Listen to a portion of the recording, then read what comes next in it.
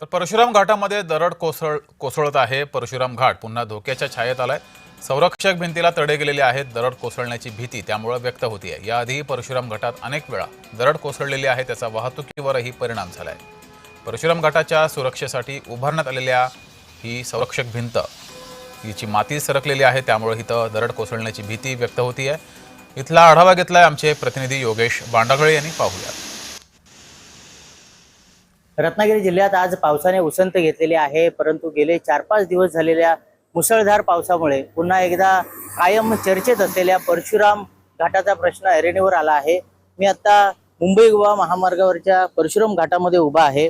4-5 दिवस जो मुसळधार पाऊस झाला त्यामुळे परशुराम घाटाच्या सुरक्षिततेसाठी बांधण्यात आलेली गॅबियन वॉल आहे तिला धोका निर्माण झाला आहे। या दृश्यांमध्ये आपण बघू शकतो की गॅबियन वॉलची जी माती आहे ती सरकलेली आपल्याला दिसते। घाटातून येणारे जे पाणी आहे किंवा हायवेच्या पलीकडून जे येणारे पाणी आहे ते येण्यासाठी पाणी जे गॅबियन वॉलवर थेट येऊ नये म्हणून काही वॉल तयार केलेले होते, सिमेंटचे वॉल तयार केलेले होते।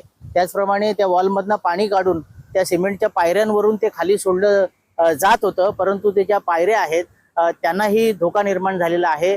एकूण 3 ठिकाणी अशा पायऱ्या पाणी खाली सरकण्यासाठी केलेल्या आहेत। गॅबियन वॉलच्या खाली परशुराम घाटाच्या खाली जे पेडे कुंभारवाडीतील जी घरं आहेत त्यांना धोका निर्माण झालेला आहे। योगेश बांडागळे, जय महाराष्ट्र, रत्नागिरी।